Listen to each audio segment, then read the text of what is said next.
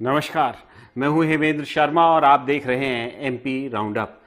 अलीराजपुर से भारतीय जनता पार्टी के आदिवासी नेता और वन मंत्रालय छिन जाने के बाद नाराज चल रहे नागर सिंह चौहान दिल्ली से वापस भोपाल आ गए हैं और भोपाल से अब अलीराजपुर भी जा चुके हैं। बताया यह जा रहा है कि दिल्ली से एक चार्टर्ड विमान में भारतीय जनता पार्टी के प्रदेश अध्यक्ष वीडी शर्मा के साथ वो भोपाल आए। भोपाल में उनकी देर रात मुख्यमंत्री मोहन यादव से मुलाकात हुई और उसके बाद जो है वो अलीराजपुर चले गए। लेकिन सबसे बड़ा सवाल यही है कि क्या नागर सिंह चौहान की जो ग्रीवेंसेस थी उसको एड्रेस किया गया, क्योंकि नागर सिंह चौहान ने पिछले 2 दिनों में मध्य प्रदेश की राजनीति में एक तरह से भूचाल ला दिया था। 2 दिन पहले उन्होंने घोषणा की थी कि वो इस्तीफा देने के इच्छुक हैं और अपनी सांसद पत्नी से भी इस्तीफा दिलवाना चाहते हैं। अभी फिलहाल उन्होंने इस्तीफा नहीं दिया है, ना ही उनकी सांसद बीवी ने इस्तीफा दिया है, लेकिन उन्होंने एक वीडियो जरूर जारी किया है जिसमें उन्होंने खुद को सिर्फ एक विधायक कहा। हालांकि अभी मोहन यादव में वो मंत्री हैं। तो सवाल यही है कि भारतीय जनता पार्टी के आदिवासी चेहरा नागर सिंह चौहान का भविष्य मध्य प्रदेश की राजनीति में क्या होगा। क्या वो इस्तीफा देंगे मंत्री पद से, क्या उनकी बीवी सांसद पद से इस्तीफा देंगी या उनसे इस्तीफा लिया जाएगा, आगे क्या होगा, इस पर बात करने के लिए हमारे साथ मौजूद है senior journalist mister Dinesh Gupta. Gupta ji, आपका बहुत बहुत स्वागत है। सर, सबसे पहले तो सवाल यह है कि नागर सिंह चौहान जो है उन्होंने बहुत जोरों शोरों से ये ऐलान किया कि वो इस्तीफा देने का मन बना रहे हैं, क्योंकि एक आदिवासी का अपमान हुआ है। उनसे वन मंत्रालय और पर्यावरण मंत्रालय जो है छीन लिया गया था। आदिवासियों का जो वो काम उन 2 मंत्रालयों से कर पा रहे थे, अब जो वो शेड्यूल कास्ट वेलफेयर के मिनिस्टर वो नहीं करा पाएंगे अब। लेकिन अभी हुआ कुछ नहीं। क्या लगता है आगे क्या होगा, इनका भविष्य भारतीय जनता पार्टी में कैसा है? ये जो भारतीय जनता पार्टी में आमतौर पर इस तरह का घटनाक्रम होता नहीं है जी। एक मंत्री इस तरह का स्टैंड ले और नाराजगी जाहिर करे कि उसका विभाग छिन गया, क्योंकि भाजपा में जो कहते हैं ना संगठन आधारित पार्टी है, पार्टी के भीतर ही सब कुछ हो जाता है जी। लेकिन ये एक लंबे समय के बाद हमने ये देखा कि पार्टी के भीतर जो नाराजगी है वो पब्लिक डोमेन पर आई, बाहर आई। और ये नाराजगी क्यों है, वो सबसे महत्वपूर्ण कारण है। उनकी जो नाराजगी का कारण है, क्या एक तो विभाग तो है ही, विभाग उनसे छीनना और फिर किसको देना, जो कांग्रेस छोड़कर आए हैं, जिसको लेकर भारतीय जनता पार्टी के दूसरे नेताओं ने भी नाराजगी प्रकट की है कि जो लोग कांग्रेस से आए हुए हैं वो उनको महत्वपूर्ण विभाग दे और जो मूल कार्यकर्ता है भारतीय जनता पार्टी का उसकी उपेक्षा हो रही है। तो इसलिए वो घटनाक्रम बहुत महत्वपूर्ण हो गया।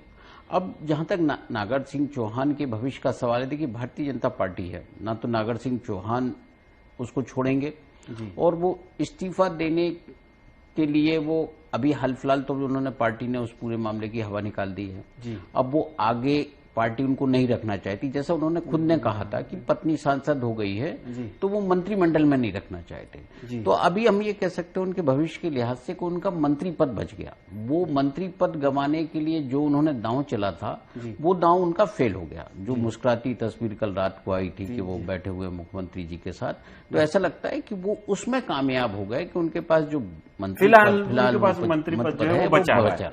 अच्छा, लेकिन अभी ये भी बताया जा रहा है, बीजेपी के जो अंदर से खबर आ रही है वो ये पता चल रहा है कि शायद आने वाले दिनों में गोपाल भार्गव और कमलेश शाह जो कांग्रेस पार्टी से भाजपा में आए और अभी चुनाव जीत कर आए, उनको भी शायद मंत्री बनाया जा सकता है। और जब उनको मंत्री बनाया जाएगा तो ये भी हो सकता है कि नागर सिंह चौहान की कुर्सी जाती रहे।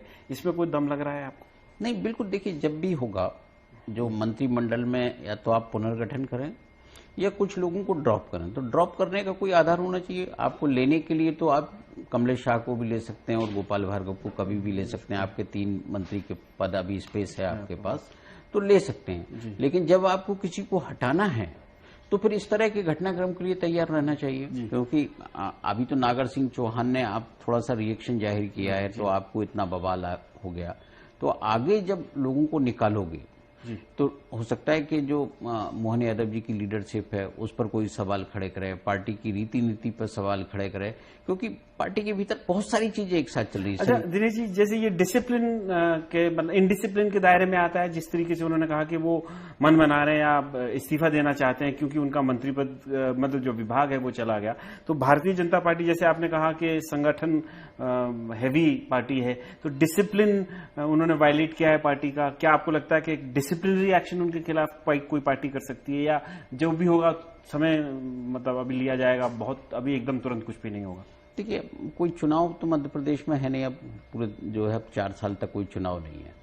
और जब उन्होंने एक पब्लिक डोमेन पे अपनी बात कही है, उनको मंत्री पद से हटाते या तो पार्टी ये स्टैंड लेती कि हमने ले लिया है स्टैंड, आपको अब बाहर करना है, ये पार्टी ने तय किया। क्योंकि मुख्यमंत्री जब उनको ये कम्युनिकेट किया कि साहब आपकी पत्नी सांसद हो गई तो आपको इस्तीफा देना पड़ेगा, तो ये पार्टी का आफ्टर थॉट होगा।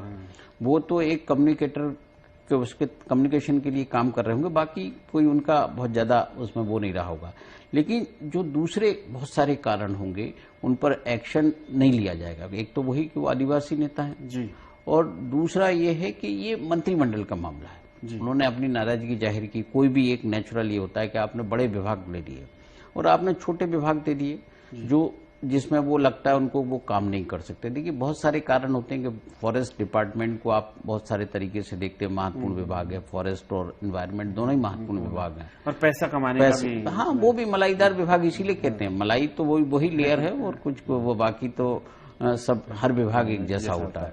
तो डिसिप्लिनरी एक्शन ही तो इतना ही होगा कि अभी उनके उस पूरे मामले को पार्टी ठंडा करेगी और बाद में कहीं ना कहीं उनका नेगेटिव मार्किंग तो हो गई है पार्टी के भीतर। अच्छा। कि उनको वो किस तरह से टेम्परामेंट उनका। अच्छा, तो क्या नेगेटिव मार्किंग हुई है? तो क्या उन्होंने ये अपने अकेले उस पर किया या कोई शय थी उनको? क्योंकि माना ये भी जाता है कि वो पूर्व मुख्यमंत्री शिवराज सिंह चौहान के बेहद करीबी थे और वो हो सकता है मतलब उनके ऊपर उनका भी हाथ रहा हुआ, उनकी कोई शय रही हो। क्या इसमें कुछ दम है इस बात में? राजनीति में हर संभावना काम करती है और शिवराज सिंह चौहान इतने लंबे समय तक मुख्यमंत्री रहे, 2003 से तो नागर सिंह चौहान ही विधायक हैं, तो कोई ना कोई जो है एक नेता तो होता ही है। लेकिन वो किस हद तक जाना चाहता है। यदि उन्होंने शिवराज सिंह चौहान की शय होती तो इतनी आसानी से मामले को रफा दफा नहीं होता ना, पर और भी लोग रिएक्शन दे रहे होते, फिर और भी बात आती। तो इसलिए लगता है कि ये उन्होंने अपने आप तय किया होगा कि मुझे नहीं रहना है। ऐसा नाराज जैसा होते हैं उस तरह से कि आप सुबह दिल्ली जाते हैं, रात को लौट आते हैं। ये जो मतलब जो घटनाक्रम है जितनी तेजी से शुरू हुआ था उतनी तेजी से खत्म हो गया। तो इसके पीछे कोई बड़ा नेता होता तो थोड़ा सा और इसमें टाइम लगता, फिर खींचतान चलती। तो फिर क्या ये कहा जा सकता है कि ये मोहन यादव जो नए मुख्यमंत्री हैं मध्य प्रदेश के, मतलब 6 महीने तो हो ही गए उनको भी, ये बगावत, पहली बगावत उनके खिलाफ भाजपा में है? नहीं, पहली बगावत आप देखिए ना कि गोपाल भार्गव, अजय बिश्नोई के भी मतलब वो इस तरह से इतना नहीं बोल पाए, लेकिन मंत्रिमंडल के भीतर ये पहली बात है। मंत्रिमंडल के भीतर तो बहुत सारी बातें चलती रहती हैं कि अलग अलग नेता नाराज हैं, अपने तरीके से नाराजगी जाहिर कर रहे हैं। लेकिन खुली बगावत जिसे कहते हैं, जैसे लीड लेना कहते हैं कि मंत्रिमंडल से किसी ने अपनी नाराजगी जाहिर की, तो वो नागर सिंह चौहान ने की है।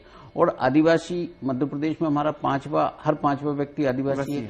उस राज्य में यदि आदिवासी लीडरशिप नाराज है तो पार्टी के लिए अलार्मिंग तो है। और उस बेल्ट में जहां हमेशा कांग्रेस जीतती रही हो, और वो देखो मतलब वहां के बड़े नेता तो हैं, वहां मजबूत नेता तो हैं, उनकी बीवी भी सांसद हैं और वो भी जीत कर आए हैं। और भूरिया जो कांग्रेस के स्टॉलवर्ट नेता हैं उनको हराकर वो आते हैं वहां से, तो निश्चित तौर पर उनका वहां पे अपना स्टैंडिंग तो है अलीराजपुर और झाबुआ में।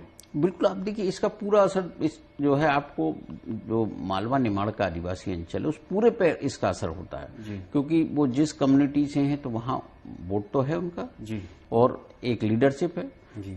भूरिया की लीडरशिप को उन्होंने कमजोर किया है, जो बड़ी बात है। भारतीय जनता पार्टी को लगातार जीत मिली। नागर सिंह चौहान की पत्नी की जगह कोई और होता शायद नहीं जीत पाता, क्योंकि हर तरह से वो मजबूत और सक्षम नेता हैं। और जिस तरह के एलिगेशन वगैरह उन पर लग रहे हों वो एक अलग चीज है, राजनीति में चलता रहता है।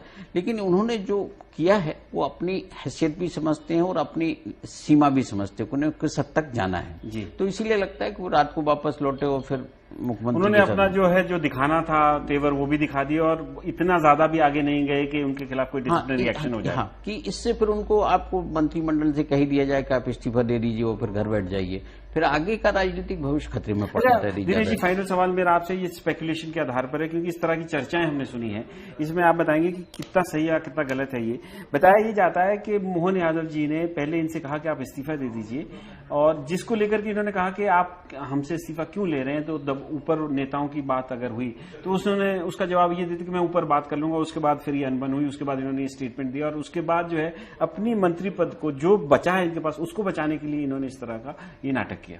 देखिए, ये सारी चीजें सूत्रों के हवाले से नहीं है, ये खुद नागर सिंह चौहान ने बताया है कि मुख्यमंत्री ने उनसे कहा कि आप इस्तीफा दे दीजिए क्योंकि आपकी पत्नी सांसद हो गई है। जी जी। तो उस पर उन्होंने कहा कि मैंने तो नहीं मांगा था टिकट जी, क्योंकि आप ये कहें कि आप इस्तीफा दे दीजिए, हम आपकी पत्नी की लीडरशिप को यहाँ स्थापित करेंगे, तो घर में भी झगड़े होते हैं ना। जी बिल्कुल। कहीं ना कहीं से आप उनके घर में भी विवाद की स्थिति पैदा करना चाहते हैं। इसीलिए वो बार-बार कह रहे हैं इसी को लेके ये मुझे लगता है जो बात ये है कि आप घर बैठ जाइए, आप विधायक रहिए, पत्नी सांसद हो गई तो अब आपकी राजनीति खत्म। उसकी मुझे लगता है इसकी नाराजगी ज्यादा होगी, विभाग से ज्यादा जो पार्टी का जो तरीका था कि साहब आपकी पत्नी सांसद हो गई इसलिए आप दे दीजिए, अन्यथा कोई आवश्यकता नहीं थी। कोई आवश्यकता नहीं थी। वैसे नागर सिंह चौहान के बारे में अगर आपको हम बताएं तो वो एक मजबूत नेता, बड़े नेता, स्ट्रांग नेता, सक्षम नेता के तौर पर जो है अलीराजपुर झाबुआ से आते हैं और उन्होंने कांग्रेस के ट्राइबल के जो प्रमुख ट्राइबल नेता हैं उनको हरा करके जो है उनकी बीवी अभी सांसद में गई हैं